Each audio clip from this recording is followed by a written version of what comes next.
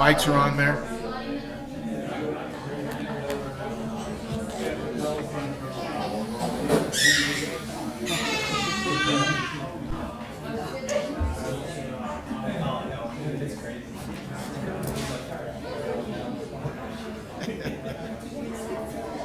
Oh, just wait. Meeting called to order. Hey, you folks in the entrance, there's lots of room back here.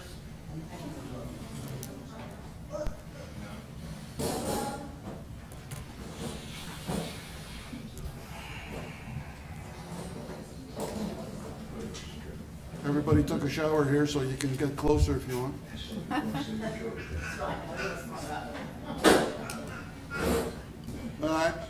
I need everybody, if they can mute their cell phones, I certainly would appreciate it, so we don't get disturbed. Somebody might order a pizza or something.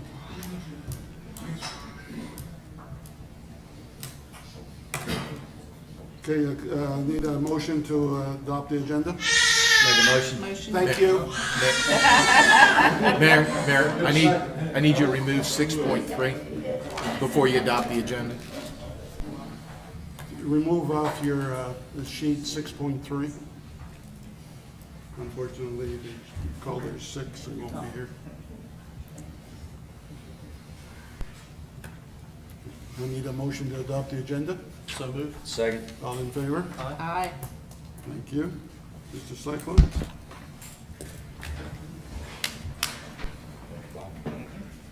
Afternoon, everyone. As most of you know, yesterday was the 22nd anniversary of 9/11, and it's good to see it remembered. A lot of people tend to forget it, though. You know, we said nobody's going to ever forget that, but you have. I remember, you know, the day that happened, we all had a feeling of anger, I guess confusion, bewilderment, like what's going on. There were no planes in the air because all the civilian planes were grounded. We're so used to seeing the contrails from the big jets.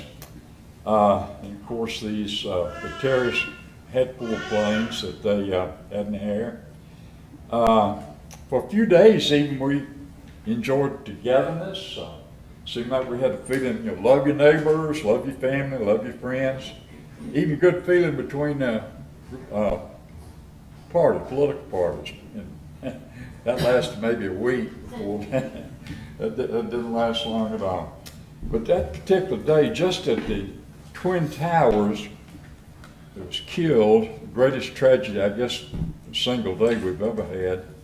4 EMTs, 60 police officers, 343 firefighters, 2,997 civilians. This is just in the towers in New York. Ironic thing I found about this, I didn't know this till this year. I was doing a little research. The first fireman that was killed that day was not in the towers. He was standing outside with his unit putting all that equipment on, and one of the bodies of the people that jumped out above the 87th floor hit him. And so he never even got inside the building. There were many heroes at that time. The flight where the passengers fought back was where the plane crashed in Pennsylvania. And it was a Beach Mountain connection to that. Fred and I were talking about that before we came in. I had forgotten the person's name, but I believe he said Mr. Bradshaw. Was that right, Fred? Philip Bradshaw's wife. And his wife was a stewardess. It said that a lot of the passengers were able to call home and say goodbye. And the story is that this lady called home and she told her final goodbye. She said, some of the guys are gathered around my station here and they're going to rush the cockpit of the plane to take it over. And she said, I am boiling water to throw in that terrorist's face. And I think we can only hope that he got it in his face real good before the plane went down. There's so many that the firefighters, of course, were all heroes there.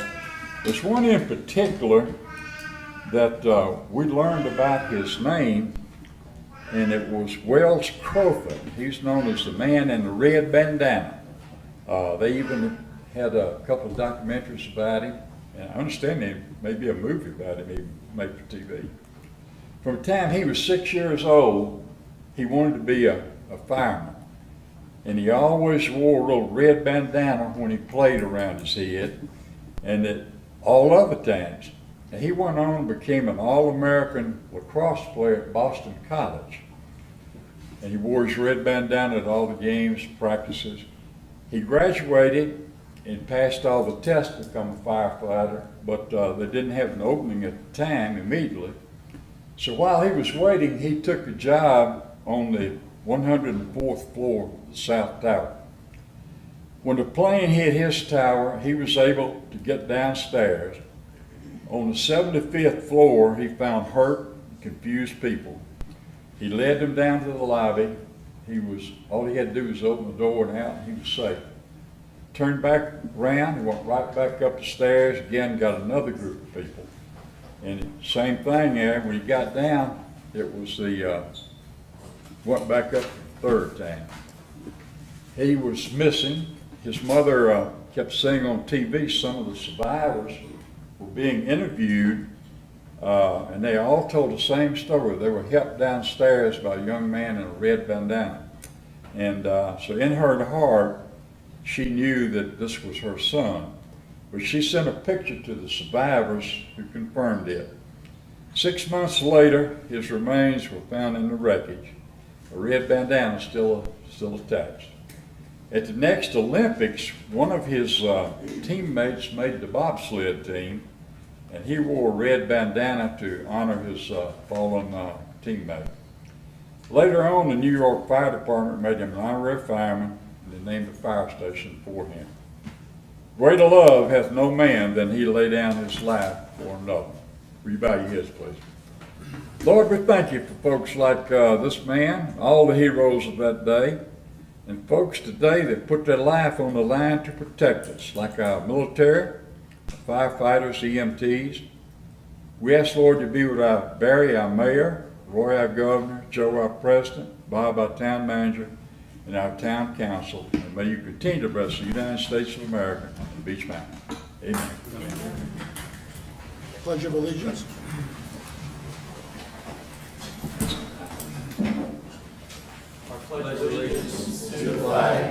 United States of America, and to the republic for which it stands, one nation, under God, indivisible, with liberty and justice for all.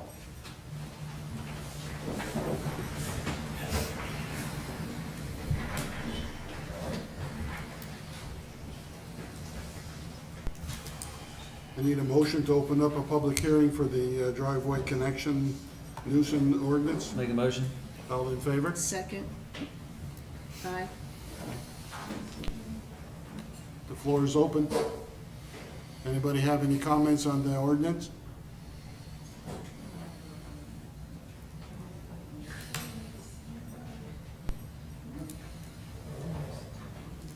Going once? Going twice? Sold.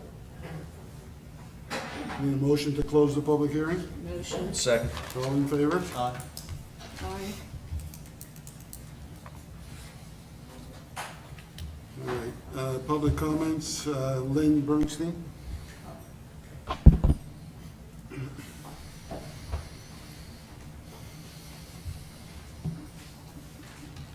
Lynn Bernstein, 304 Lake Ledge Road. Haven't been here yet this year, but just wanted to come by and also state what I have over the last couple of years, the importance of outreach for the projects that are so important to not only the residents of Beech Mountain, but I want to really stress it's all residents. It's not just voters. It's people who live here, if it's 6 months or whatever it may be, that we are your support network, but we must be educated in order to support your programs. And nothing is more important, in my estimation, than what's happening with the future and our water sources.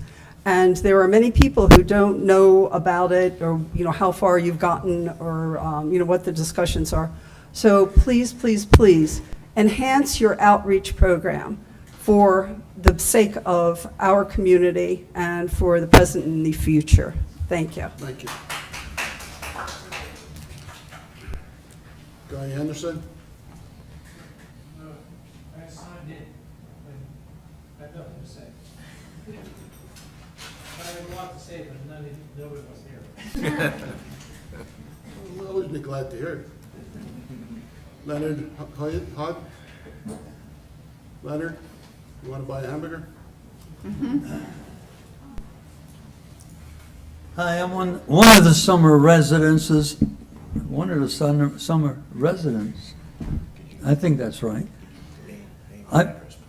Okay, my name is Leonard Hilliard. I'm 498 St. Andrews Road in Beech Mountain. I've been in several communities in the past, and I've noticed in this community how clean and how orderly many of the streets are. And I know that it takes a lot of work to do it. But I've seen a lot of houses that are abandoned, and the streets end up being the worse for wear, and the properties on those streets end up being less valuable. There's no reason why in a small community like this we can't have a certain level of proper cleanliness and proper containment of our houses and our properties. And I don't think there's anything in any of the zoning or any of the laws that we have that require minimum values. But I think it wouldn't be that much of a problem to start having some of those minimum values for properties. Abandoned properties, for one, I think they can be attacked at any time. Other properties that people don't care about, I think they should have some notifications. Thank you. Thank you. Thank you.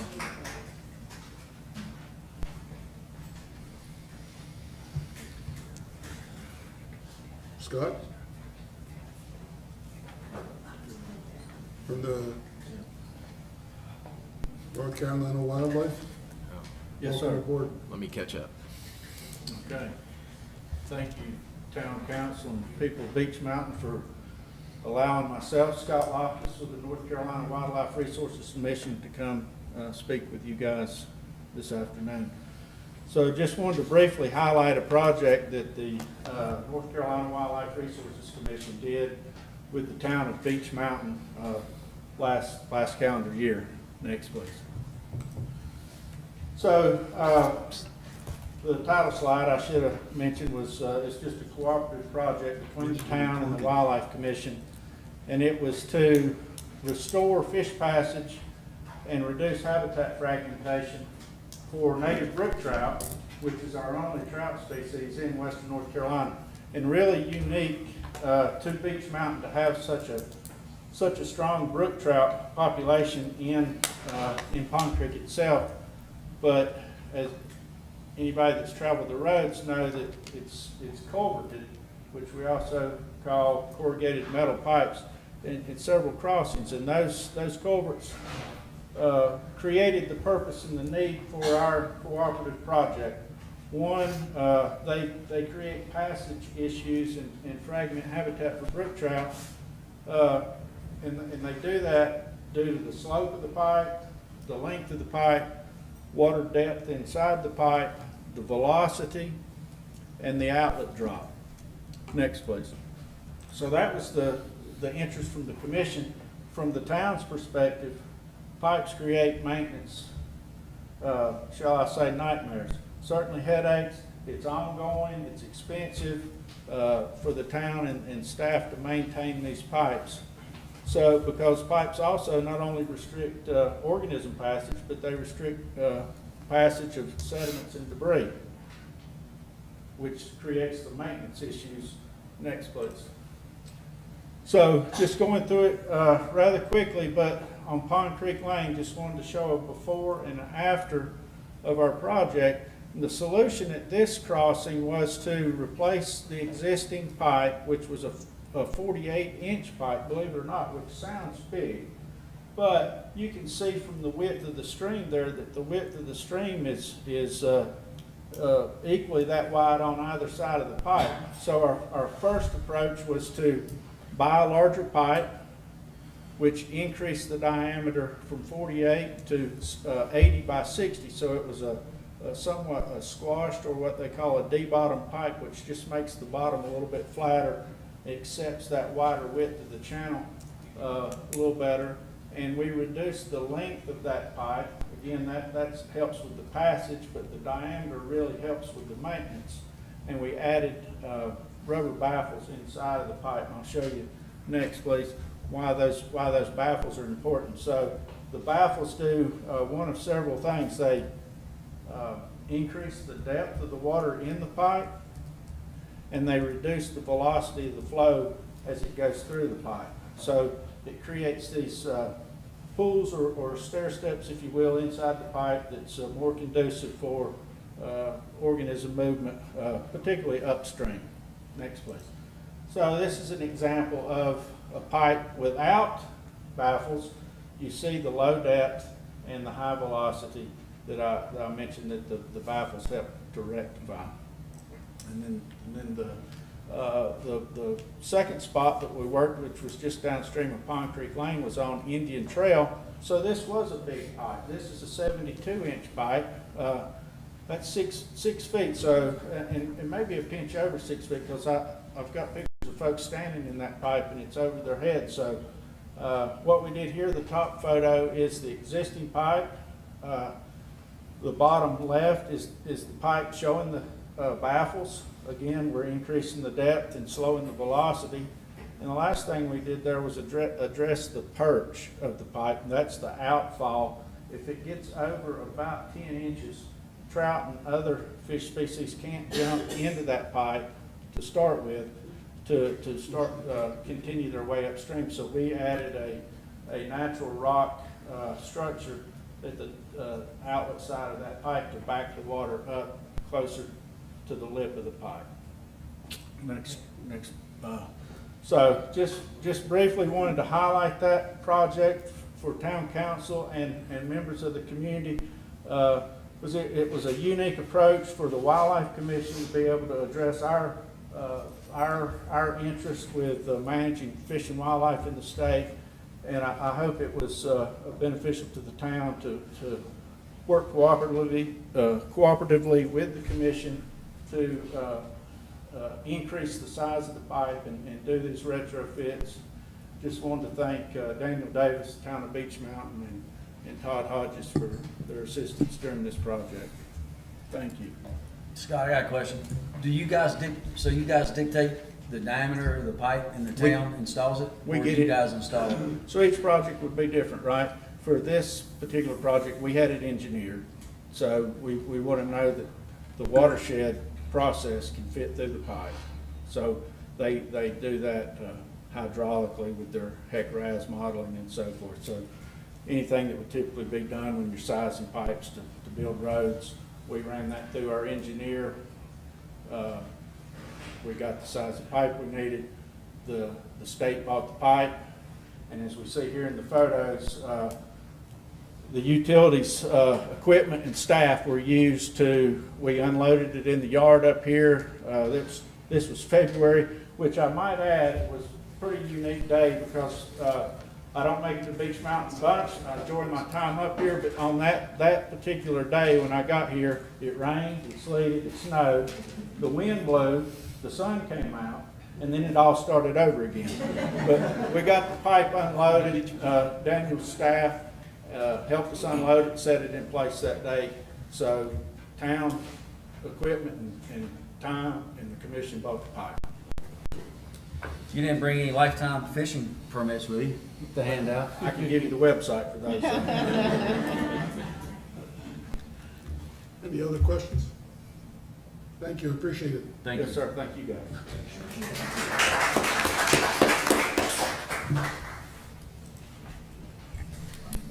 All right, we have the renaming of the visiting center. We got a resolution. And our Vice Mayor, Jimmy Accardi, is going to read it. Before you read it, just a quick question. Can we go through just how we got to this point on it? Just a little background information before it's read. Sure. This was at the request of residents and the TDA folks and the staff at the TDA to recognize Elena. And since we were doing a renovation and redoing the visitor center, we thought it would be appropriate to bring it before you to name it. And Elena has a long history with the visitor center. Oh, absolutely. She was the front desk person, if you will.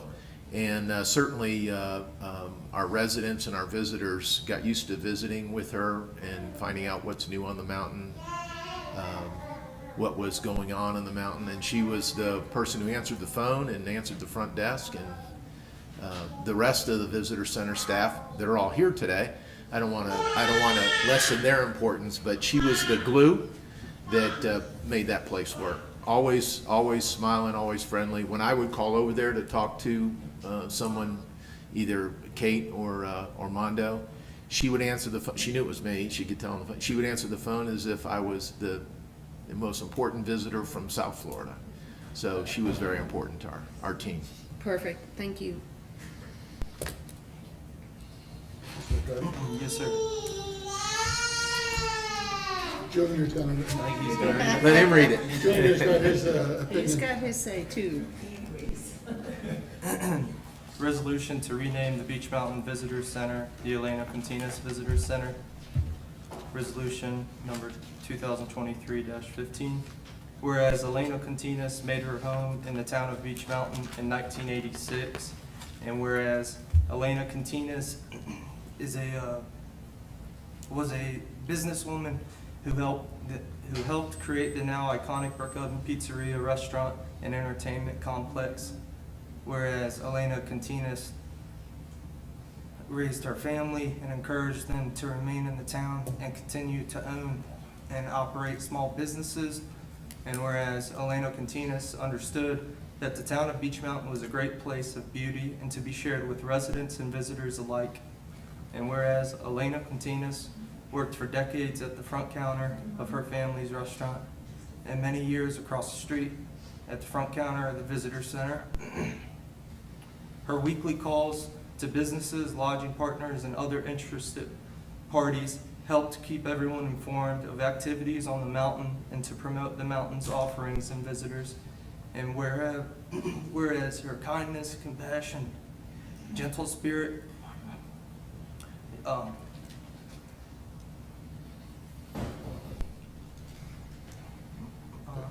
apologies. Whereas her kindness, compassion, gentle spirit, genuine willingness to help everyone she met with visitors and residents develop a positive feel about the town. Now therefore, be it resolved that the center shall be named the Elena Continas Visitor Center of Beach Mountain, North Carolina, in keeping up with the time-honored tradition and recognizing the honoring of its important citizens. The town of Beach Mountain thanks Elena Continas for her years of selfless service and will place the name Elena Continas Visitor Center on the new Visitor Center building when construction is completed.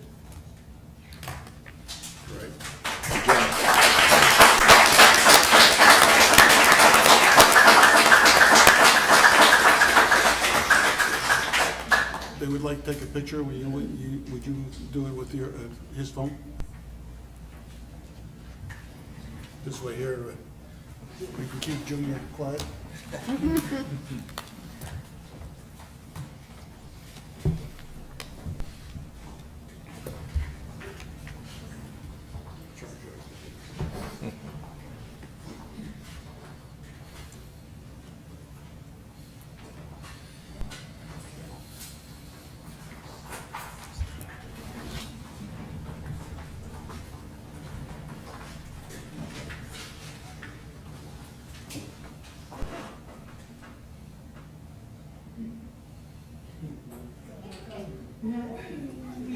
He says no. You get the back of my head.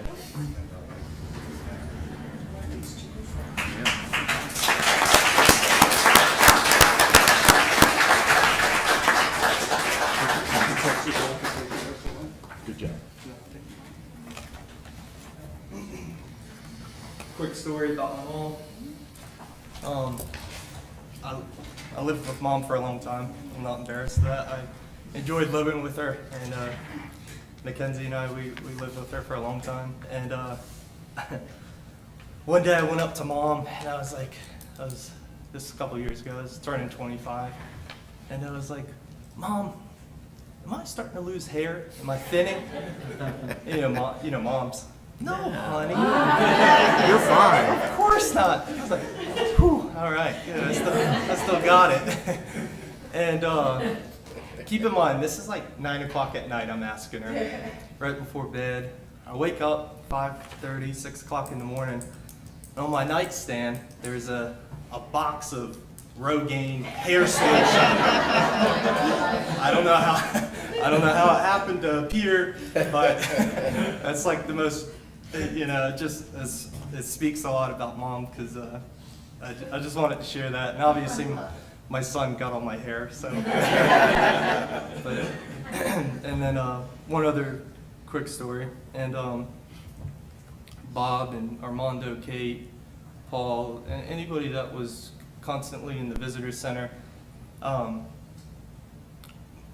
Mom's when Mom fell asleep finally, what started was a simple trip and fall, and it just escalated, or I guess not escalated, it just tailspinned into her going to heaven. But Mom struggled with short-term memory, and every day she'd ask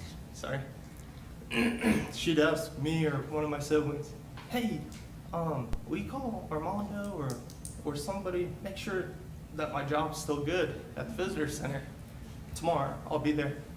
And tomorrow would come and go, and I'd call a lot or text Kate or Bob, and finally, the one time I did call Bob, I was like, Mom, I'll call the head honcho, I'll call Bob. And I called Bob, and he answers, hey, what's up? And I said, my mom's worried about her job. She loves it so much there. And Bob's like, well, you know the boss man. She don't have to worry about nothing. Whenever she's ready to come back, she's welcome. So it's just, I thank you guys for listening to those stories and being here if you're in support of this. And I just wanted to share that with you, and thank you very much.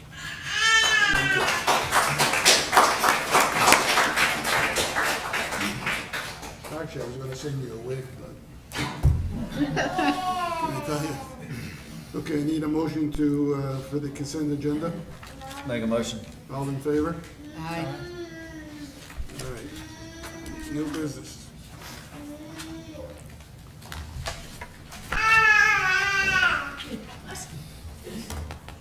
Planning board appointment. We got Tim Holland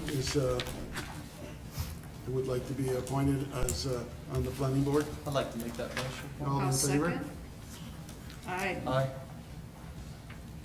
Tim has been volunteered to be on the planning board. Does he know it? He knows it. Okay, water system as management program. I need a motion. Is there any questions on that program, management program? No. Anybody have any questions? No, sir. Pretty straightforward. Any motion? Motion. Second? Second. All in favor? Aye. Aye. Okay. I need a motion for the ordinance amending the driveway connection. Make a motion. I need a second. I'd like to ask a few questions Sure. about this. Go ahead. When you have property on Beach Mountain, where is it just based on the drawing of the property and where your property ends and the actual road begins? Yes and no. Okay. So we've got a number of different scenarios, but in all cases, the town right-of-way can cross over private property lines. So you could have a private property on your plat that crosses into the road. Okay. And the road right-of-way then is a legal right of the town to build that road, maintain that road, and keep that road forever. In many other cases, the property line is behind the road right-of-way. Okay, So the road right-of-way still is the same, but the property sits back a number of feet. And the issue here is that the road right-of-way and the associated ditch for drainage, if you will just think about it, in the beginning, there was road right-of-way and a ditch to drain the water. Someone comes in, builds a house. They ask permission to put in a driveway that they own and they put in, and it would block the ditch. And we would, at every house, we would stop the flow of water. So a culvert is required to be put into that driveway. okay, So that driveway, a portion of that driveway in many cases, and the culvert in many cases, is outside of the property line and in the town right-of-way. And in some cases, it is actually within the private property boundaries, but it is always in the town right-of-way. okay, So the town has the legal ability to maintain that right-of-way and that drainage. And so a section of that driveway in many cases and the culvert, although they belong to the property owner, are in the town right-of-way. And we require that to be maintained so that we can, one, take care of the road, provide the road, and provide for proper drainage. The reason we're asking to codify this is, you may recall back in April, we amended the driveway ordinance to clarify the size of the culvert and things like that. And now we need an ability to enforce that driveway manual, if you will, into the ordinance. So this amendment to the ordinance codifies those changes. okay. My second question on this is, how is this reported? Is this reported by the town based on Public Works employees seeing drainage issues, or? Well, it's reported a myriad of ways. Typically, we have a rainstorm and my phone rings, and people say, my street is rutted, my street is covered up, my neighbor's culvert is plugged. A lot of people believe that the town is responsible to clear their private culvert, and that is not true. This clarifies that. Many times, Public Works goes out to repair a road, and we find that the source of the problem is a plugged culvert or a failed culvert that needs to be replaced. And then our code enforcement through Mr. Yates' office handles notification and getting that repair done. Okay. So as far as notification goes, is there, I didn't really see like any type of time period on correcting the problem once notification is made. No, this is a driveway standard, and it specifies the technical aspects of the driveway. If the driveway or the culvert or the ditch is in violation, there's a process in our zoning code where Mr. Yates' office provides the proper written notice. There's an appeal procedure. There's Okay. the ability for that to be enforced. It's through our code enforcement process. Okay. All Is there right. any safety benefit to it? Well, certainly. Maintaining the roads is becoming more and more difficult with the drainage we have. So that the ability for us to maintain the roads and the drainage is a direct benefit for safety on the roads. But it's not, yeah. I'll also add, from a safety and potential liability question, one of the problems is, especially in the winter where water will run down the driveway and then onto the road, it will first wash away all of the salt or slag that we have placed there, and then that water will then refreeze on the road, making it hazardous to some of the traveling public. And we have dealt with complaints in the past where folks have actually been driving on the road and slid off the road, where we've had water coming across the road off private property. And this is to codify what's already in the driveway connection manual that staff has, but it also addresses the ability of the town to require that to be corrected, so that we don't have a problem of water coming across onto the road, freezing, and not have a way to require the property owner to keep that from happening. So if there's an accident, who's held liable for the accident if it's proven that it was created from the path of the water from the homeowner's house or personal property? Potentially, if the homeowner refuses to fix it, it could be a liability of the homeowner. If we're aware of a problem with our roads and we don't fix it, potentially it's a liability for us.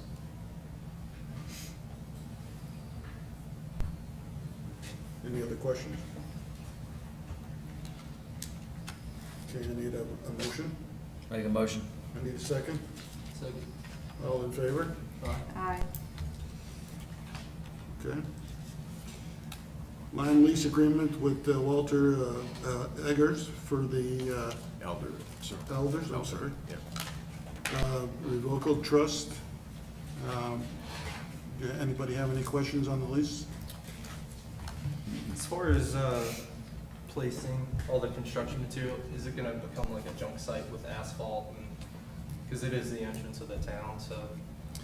No, this speaks to two properties. There's two specific properties, so let me clarify. The first property is across the street, in the entrance to our town. What we found out over the last few years that I've been here is we have no legal ability to manage that property. We have a handshake agreement, we've put substantial dollars investing in that, but literally it could be developed privately at any time with anything. So this is a 30-year lease for that piece of property, foremost so that the town can always have control over what would be on that piece of property as the entrance to the town, and we plan to continue it as it is now as a parking area, kiosk. Along with that, we have the Ski Loft Road project coming next year, and we need a place to stage equipment. It's not a dump site, it's not something would be in the least bit permanent. And after the construction, it would be returned to at least to the condition it is now. Yes, sir. The second piece of property is different, however. It's up behind the Meadows tank, the parkway by Katz. That is proposed to be an equipment supply laydown yard to put piping and manholes and things that we don't have space for at Public Works. You won't be able to see it. It's hidden in the woods. We'll be improving it. But now that site will be more of a permanent equipment staging, material staging area for the town for the next 30 years. General public isn't, it's not like an eyesore. You won't see it, and the public won't have access to it, and we'll actually, we'll use that, and we'll be constructing a dirt road behind the hotels to access it. So we'll be able to access from Public Works to that material storage area. That will have material stored on a permanent basis. Thanks for clarifying. Any other questions? I need a motion. Motion? Second. All in favor? Aye. Thank you. Town manager's report. Mayor and Council, I've got a few things here. Just to update you on some of the projects, the Town Hall Visitor Center project update, it is behind schedule. We've had some water damage from the rain into the existing buildings of both the Visitor Center and Town Hall. The contractor is responsible for that damage, and we're putting them on notice. They've acknowledged that. They're trying to mitigate some of the issues that have been occurring. So I don't see a problem there other than it slowed us down a little bit. You will see Wednesday, tomorrow, they'll begin moving into the new piece into the old town hall, cutting up the roof again and over dispatch, and hopefully that's being coordinated very tightly with the police department so that we can manage that connection as best as possible. The new swing set and rubber surface at the dog park, work should begin this week, Sean Royal tells me. That was funded 100% by the TDA, so that's a nice addition to the dog park playground. Our Pinnacle Ridge well site, the walls for the building are up. The well pump has been installed. Additional work is progressing and we're on schedule. So if you recall, we anticipate having that well actually putting potable water into the system late spring, early summer of 2024. So a big thing that I want to share with you briefly is our water restrictions. I know it's been raining, and I just told you we had damage at the visitor center because of rain. The type of rain that we're getting is not beneficial for our lake. It comes very quickly, our bucket fills up, It goes over the spillway, and then we go through several days of drought. The chart that I gave you, and I've got a picture of it up on the wall, that's Buckeye Lake in the last 30 days that's reported to the state from the USGS. And it doesn't matter what the numbers are, just take a look at the graph. We're losing water on a daily basis. Compound that with the fact that our usage is 14 days out of the last 35, our usage has been above average. So we're producing and using 500,000 to 600,000 gallons per day, and our water supply is diminishing. We may be required to move to phase 2 restrictions, which is a little bit more severe than the current phase 1. We've gotten, I've gotten some gigs about the sign that says conserve water, particularly when there's a thunderstorm and it's a deluge. But I need you to understand that that type of rain really doesn't do us what we need. We need multiple days of steady rain that will refill the aquifer. Once Buckeye Lake fills up and it goes over the spillway, we've lost all that water, which is what the Lake Coffee Project hopefully will mitigate. So that we do have a water problem, and we're going into August was a drought month for us, and the lake we're losing capacity there. So that brings me to my next project, the Lake Coffee Project. We've begun geotech drilling yesterday at Lake Coffee. We'll be drilling 27 drill holes. It'll take about 3 weeks. And what we're looking for is what's the substrate below the surface so that the engineers can design the dam. So we'll see, when the stakes showed up at Lake Coffee, my phone started to ring, what's going on, what's going on? So now we've got a drill rig there. Once they're done, things are going to basically stop. We're going to be doing some things that you may or may not notice. But now we're into the design mode. More importantly, we don't have any money. The state budget, I'm told today, Representative Pickett's office told me that they anticipate passing the budget this Friday, and then it would go to the governor. He tells me that there are funds in the budget for Beech Mountain, but no one will tell me how much. Our federal grant application has been put on pause by the federal government due to a funding problem. They've got fires in the Hawaiian Islands, they've got hurricanes in Florida, and some flooding in the Nevada area. So they've paused, pleasant word, our funding, although they did tell me that the application is really good and has a lot of support. But I do want to thank Representative Virginia Fox. We reached out to her. She had her staff contact FEMA, and we got some answers. But it's not good. That's been paused. Last but not least, we have the bond issue on the November 7th referendum of the election. And we've gotten a lot of calls about, why aren't you out there selling this thing? And as I've shared with all of you, the state statute is very specific on what the town and the TDA as part of the town can do in relation to the bond issue. We cannot be accused of putting our finger on the scale, pro or con.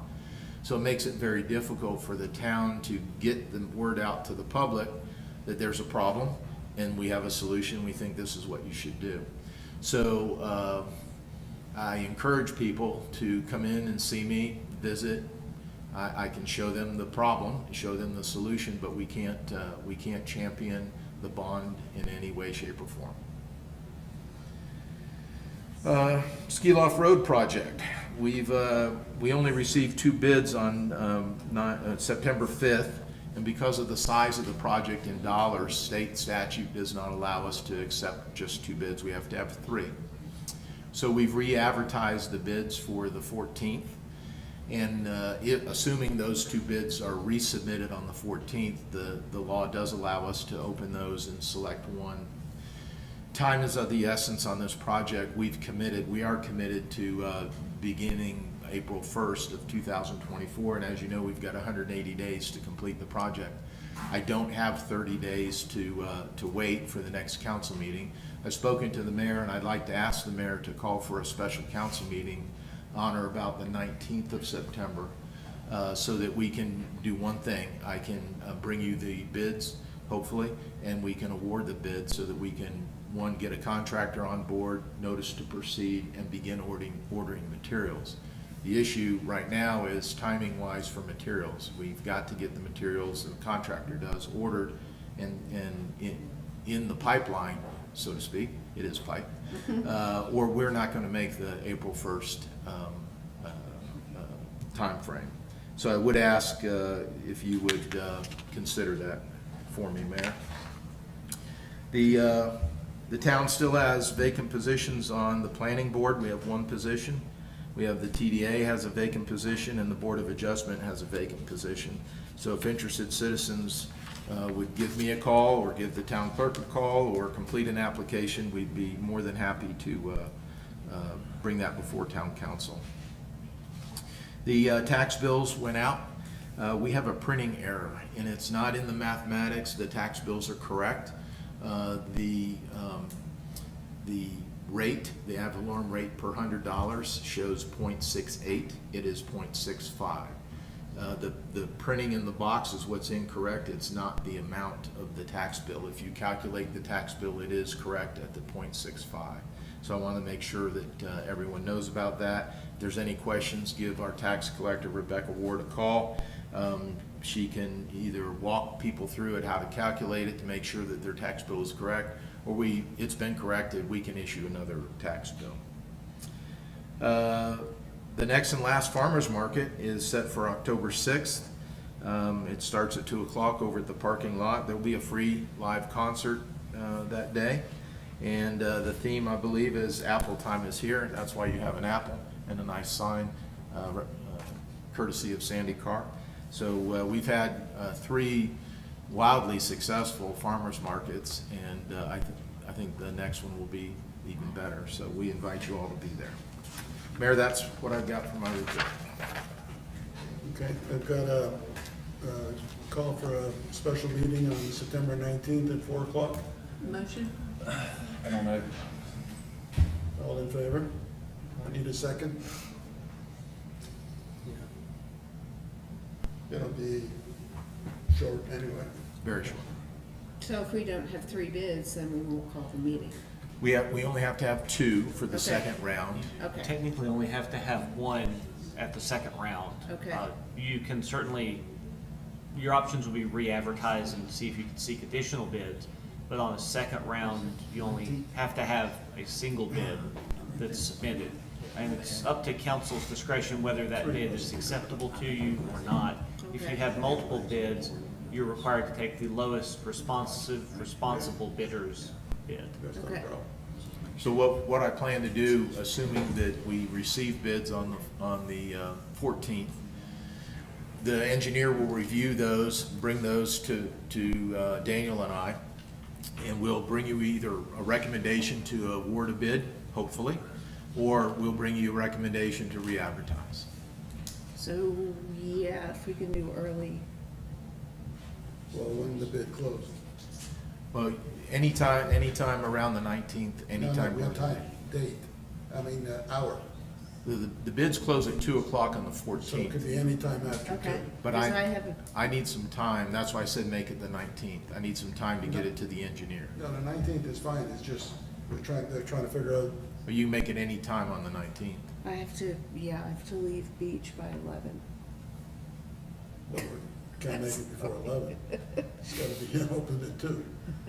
What? No. We open on the 14th. The 19th is when I'd like you to call for a meeting. You can have it any time on the 19th. So you wanna do it at 9? How about the 18th? 18th I'm open. The 18th okay for you? 18th okay for you? 18th okay for you? I'm out of state. All right, so we'll have 3 of the council members here.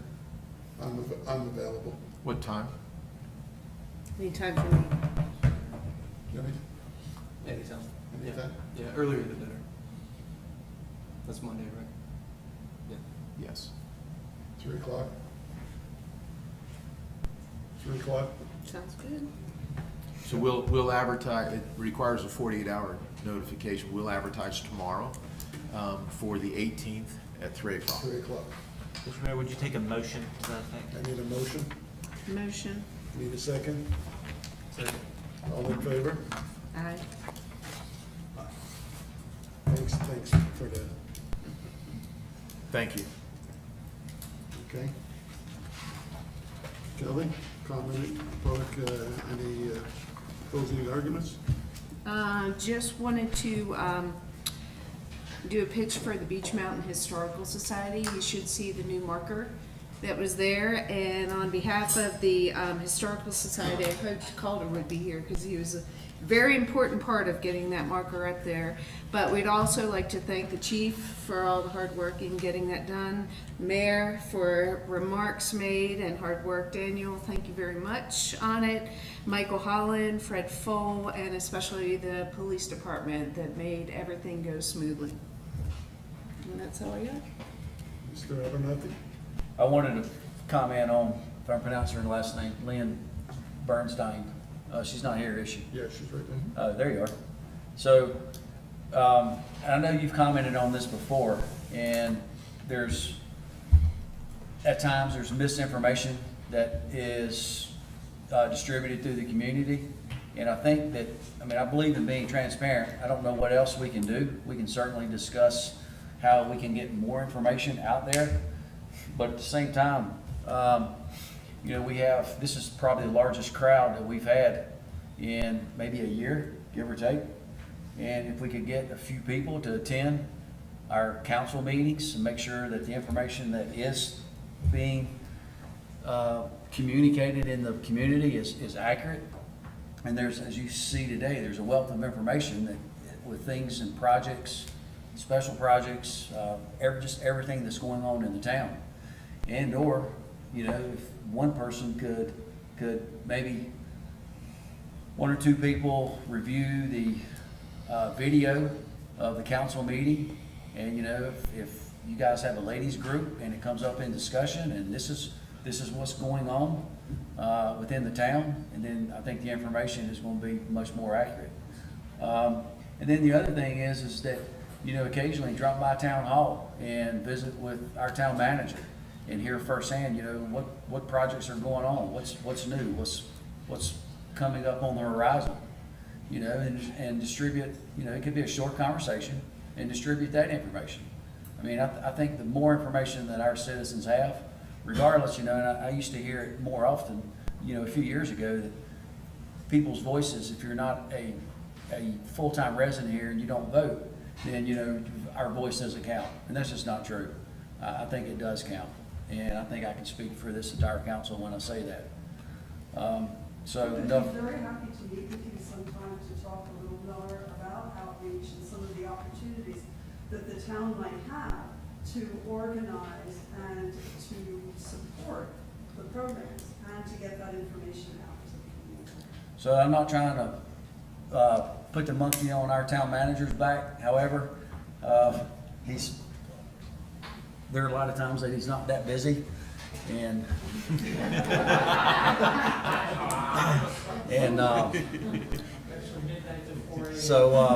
I think that in order to keep, if you ask me a question and you ask Kelly a question, you ask him a question, you ask Jimmy a question, you're probably going to get 4 different answers. And I think that the best line of communication needs to come from our town manager. You don't think social media? And that's what you want, is all of those opinions so that you can then develop some kind of program. You want to engage the community, you want to bring them out to meetings so that you can understand what people are thinking, and then you can develop a better way of communicating.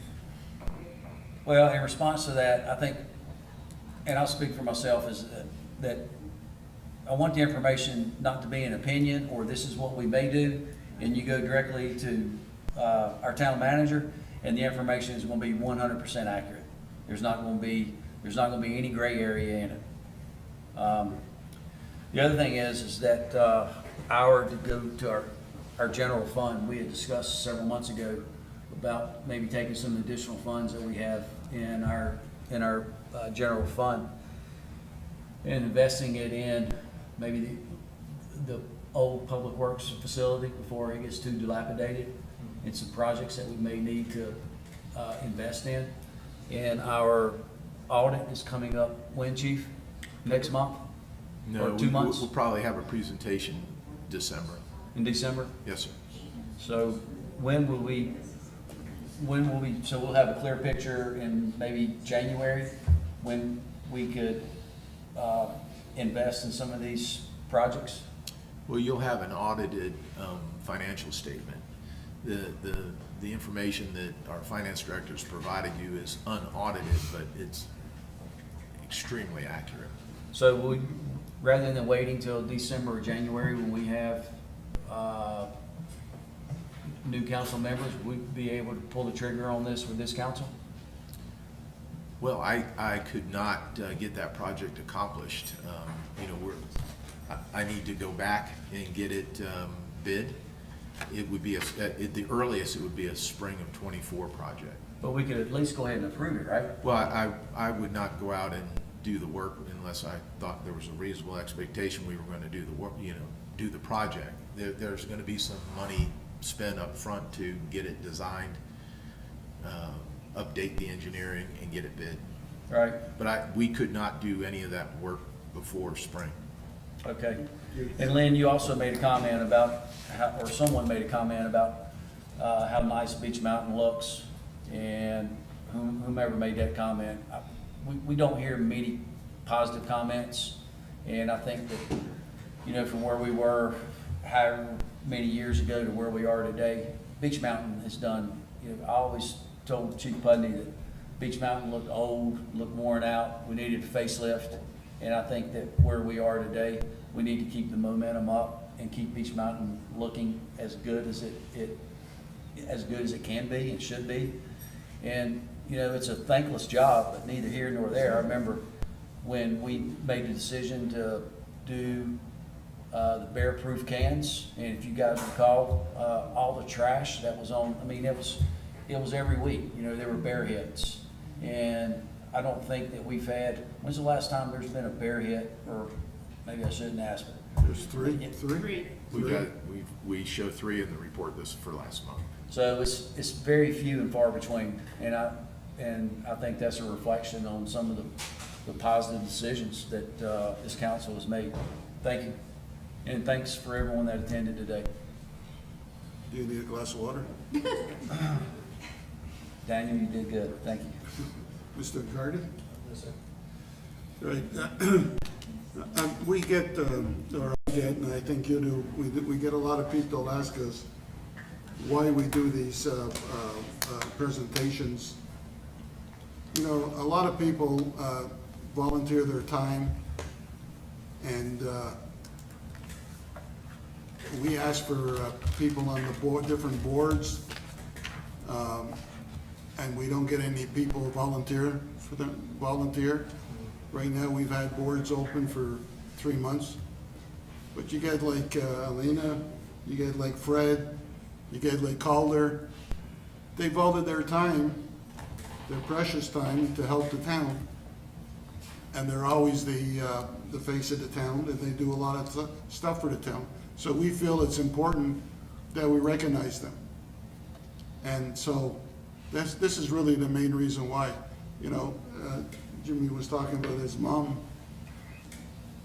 For many years, I was coming up here, and when I go to the brick oven, who's the first person you get to see when you walked in? It was his mom, your mother's, and your father's, standing at the cash.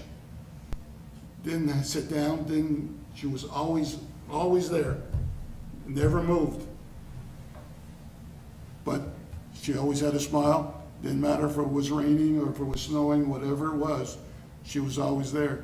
Well, she uses the same attitude at the visiting center. And so this is why we feel it's important that she get recognized. And unfortunately, Calder's not here today, but we want to recognize him too. He's been on practically every board. He's done so many different things for the town.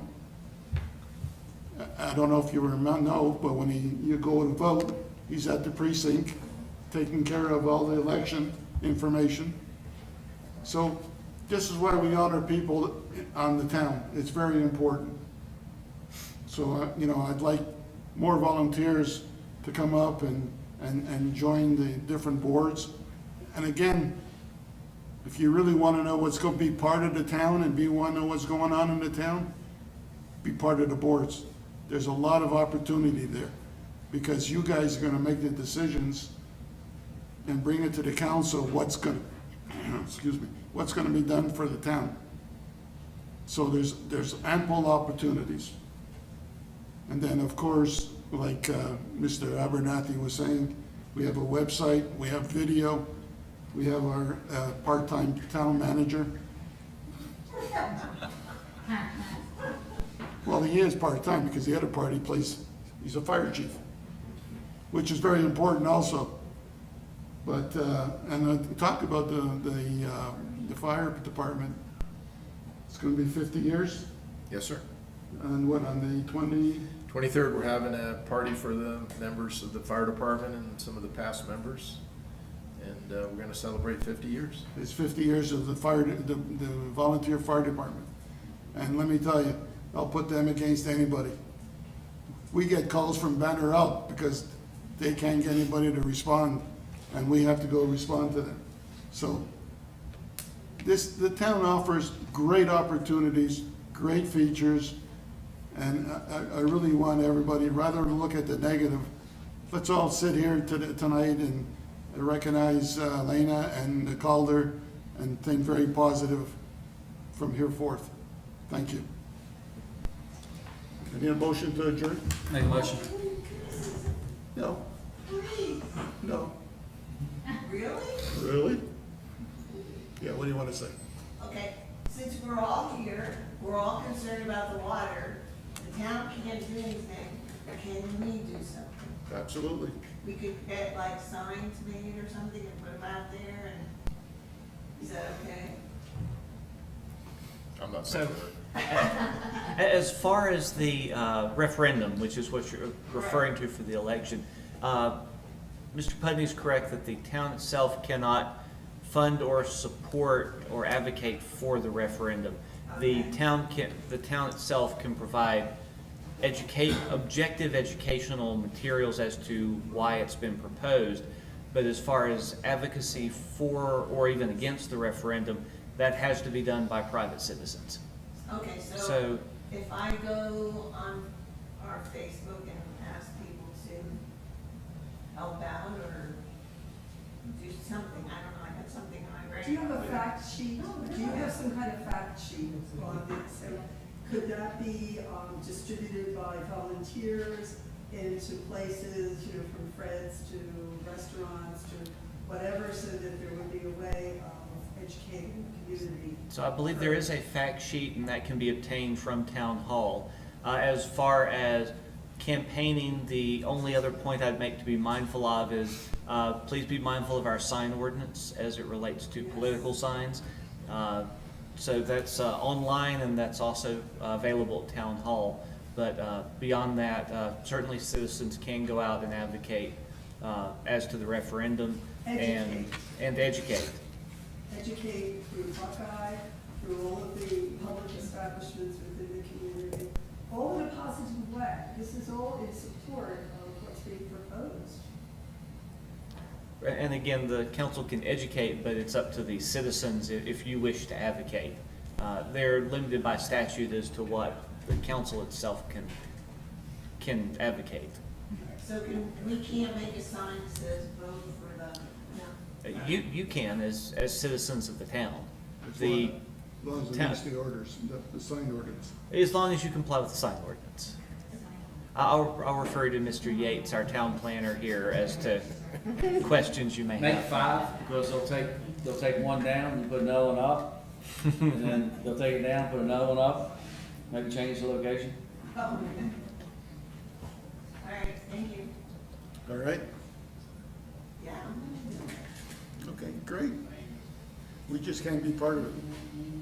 Any questions about this project, we would go to the town manager, correct? Correct. Yes. It's not to be brought up, you know.